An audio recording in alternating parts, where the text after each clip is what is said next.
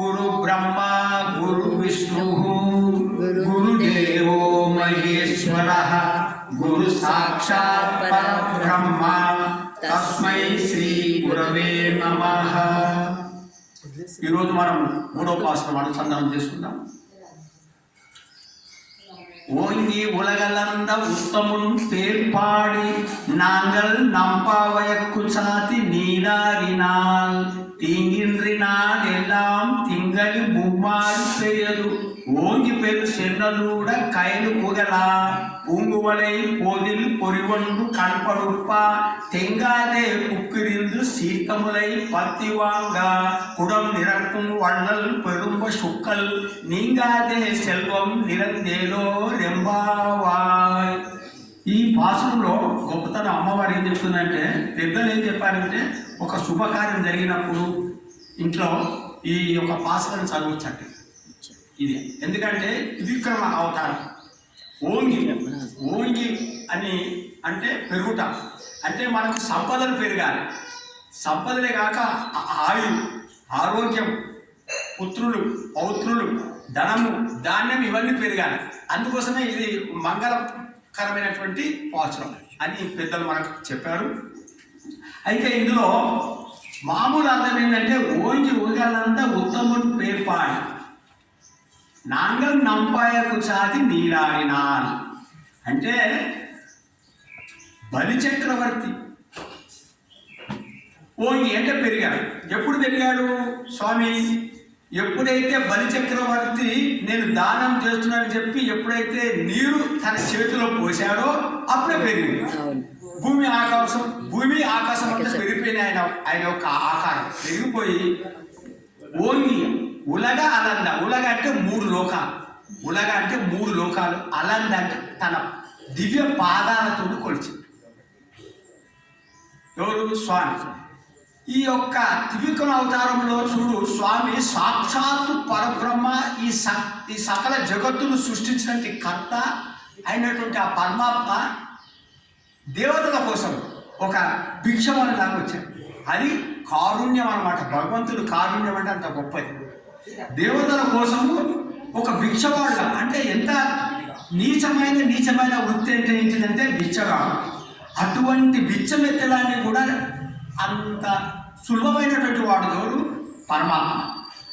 దేవతల కోసం. ఎందుకు దేవతల కోసం వచ్చాడు?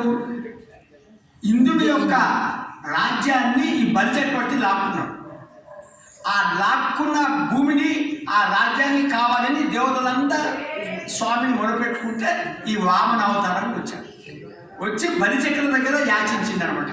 యాచించి 3 అడుగులు తీసుకొని 3 అడుగులతోని భూమి, ఆకాశం, పాతాళం 3 లోకాలను కొలిచేసాడు. కొలిసి ఆ బలిచక్రవర్తిని పాతాళ లోకానికి రాజుగా చేశాడు. ఆ రాజ్యాన్ని తిరిగి ఇంద్రుడికి అప్పగించాడు. ఇది ఆయన చేసిన పని. అందుకోసమే ఓంగి ఉలగాలంతా ఓంగి ఉలగాలంతా అంటే ఇంకేంటంటే, ఆయన ఎప్పుడైతే తన దివ్య పాదాల చేత 3 లోకాలకు తన దివ్య పాదస్పర్శ కలిగించిండు, అది చాలా గొప్పది. ఆయన పాదాలు 3 లోకాలను కొలిసినట్టు ఏమైంది? ఆ పాదాలు మొత్తం భూమిని తాకింది. అంటే మనందరినీ ఉజ్జీవింపజేసిండు. అంటే భూమిలో ఉన్నటువంటి చరాచర ఈ యొక్క జీవులందరికీ ఉజ్జీవింపజేసినటువంటి ఆ పరమాత్మని ఉత్తముడు పేర్పాడి. అలాంటి ఉత్తముడు అంటే ఏంటిది? వాత్సల్య గుణము, స్వామిత్వ గుణం ఉన్నటువంటి, కళ్యాణ గుణం ఉన్నటువంటి ఆ సర్వేశ్వరుడైన ఆ పరమ పురుషుని యొక్క పాదాలను మనము కీర్తన చేస్తే, ఉత్తముని పేర్పాడి చేసి నాంగులం మనం ఆయననే సర్వ రక్షకుడిని నమ్మిన వాళ్ళం. నాంగల్ నంబావైపు అంటే ఈ నోము, ఈ ప్రపంచంలో ఒక నోము చేయాలనేటువంటిది. ఈ నోము కోసము నాంగల్ నంబావైపు ఛాతి అంటే అందరూ కలిసి ఛాతి, నాంగల్ నంబావైపు ఛాతి నీరాడినాడు అంటే ఏంటిది? స్నానమాడిన ఇంకొక అర్థం ఏంటంటే ఆ భగవంతుని గుణములలో మునిగిపోయినారు. నీరాడినారంటే మనం ఒక స్నానాన్ని చెప్పుకోవచ్చు. ఇంకో గుర్తం ఏంటంటే ఈ యొక్క నెలంతా ఆ భగవంతుని గుణాలలో మునిగిపోవడం అన్నమాట. ఎప్పుడైతే మనము ఆ పరమాత్మని కీర్తించి ఈ యొక్క నోమును నోచి అందరూ కలిసి ఆ భగవంతుని గుణంలో మనము మునిగిపోతే ఏమైతుందంటే తింగిని నాడెల్లాం తింగలు ముమ్మారిపోయేదు అంటే ఈతి బాధలు తొలగిపోయి నెలకు 3 వానలు పడతాయి అని చెప్పారు. ఇది ఒక అర్థం, మామూలు అర్థం. మంచి అర్థం బాగా వినాలంటే ఏంటంటే తీంగిండ్రి అంటే ఏమంటే ఈతి బాధలు పోతాయి. ఇంకొకటి ఏంటంటే ఇలా మనం చేస్తే ఈ నోము నోస్తే మన దేహాత్మాభిమానం పోతుంది. అంటే నేనే దేహం అనుకుంటున్నాం, ఇది పోతుంది. ఇది మనకు జరగాలి. మనం ఇది ఈ యొక్క భక్తిలో ఈ భగవంతుని గుణాల్లో ఇలాంటి నోములు మనం నోస్తూ ఉంటే ఈ యొక్క గుణాలను మనము మనలో గురుగుతూ ఉంటే ఏం జరుగుతుందంటే దేహాత్మాభిమానం పోతుంది. అంటే నేను దేహము అనే అభిమానంగా అది పోయి నేను ఆత్మ అనేటువంటిది మనకు తెలుస్తుంది అనమాట. ఇది జరగాలి మనలో. అది తల్లి తీంగిండ్రి అంటే అది తీంగిని నాడెల్లా అంటే ప్రపంచంలో మనం ఉన్నాం. ఈ ప్రపంచంలో ఉన్నందుకు ఈ మాయ ఉన్నది మనకు.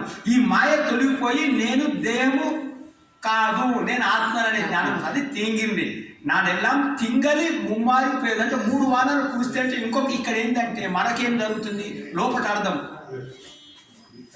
అనన్య శేషత్వం, అనన్య శరణత్వం, అనన్య భోగత్వం అని 3 అకార త్రయ జ్ఞానం కలుగుతుంది. అంటే ఏంటిది? అనన్య శేషత్వము, అనన్య శరణత్వము, అనన్య భోగత్వం. ఇది చాలా ముఖ్యమైనది. అంటే ఆ పరమాత్మకే నేను చెందినవాడిని, ఆ పరమాత్మకే నేను శరణం కోరుకుంటున్నా, ఆ పరమాత్మ నాకు భోగం, వేరే ఏ భోగాలు లేదు. అంటే ఆ పరమాత్మ నాకు కావాల్సింది. ఇది త్రయ జ్ఞానం కలుగుతుంది. ఎప్పుడైతే మనము ఆ స్వామిని నోము నోచి ఆ యొక్క నామాన్ని కీర్తించితే మనకు దేహాత్మాభిమానం పోతుంది, ఆయనకే చెందిన వాడు అనేటువంటి జ్ఞానం కలుగుతుంది. ఈ జ్ఞానం పెరిగితే ఏమవుతుంది? పంటలు బాగా పండుతాయి అంటారు. వర్షాలు పడితే ఏ విధంగా పంటలు పండి కంకులు అది వంగితే ఆ చేనులో చేపలు తుల్లుతూ పడుతున్నాయని రాసినమాట. ఓంగి ఉలగంట ఏంటి? ఓంగి పెరు చెన్నులు కూడా కైలు ఉగల అంటే కైలు ఉగల అంటే చేపలు ఆడుతున్నాయి ఆ పంటలు. ఇక్కడ ఏంటంటే మనం ఆ పరమాత్మని నిరంతరము ధ్యానం చేస్తుంటే మనకు దేహాత్మానం పోయి ఆయనకే చెందిన వాళ్ళని జ్ఞానం కలిగి మన హృదయంలో ఆ పరమాత్మ నిరంతరం లక్ష్మి సమేతుడై నిద్రిస్తుంటాడంట. పుంగు వలె పొడివండు కనపడు అంటే పుష్పంలో ఒక ప్రకాశవంతమైన తుమ్మెద నిద్రపోతుందని రాసిందమ్మ. ఇంకొక రకంగా చెప్పాలంటే మన హృదయంలో ఇలా మనం చేస్తే మన హృదయంలో ఆ పరమాత్మ లక్ష్మీ సమర్థుడే మన హృదయంలో ఉండిపోతాడంట. ఎప్పుడు ఉండిపోతాడు? ఇలా మనం నిరంతరం భగవంతుని ధ్యానం చేస్తూ ఉంటే మనం ఆత్మని తెలుసుకుంటే ఈ ఆత్మలో ఆ పరమాత్మ లక్ష్మీ సమేతుడే ఉన్నాడు.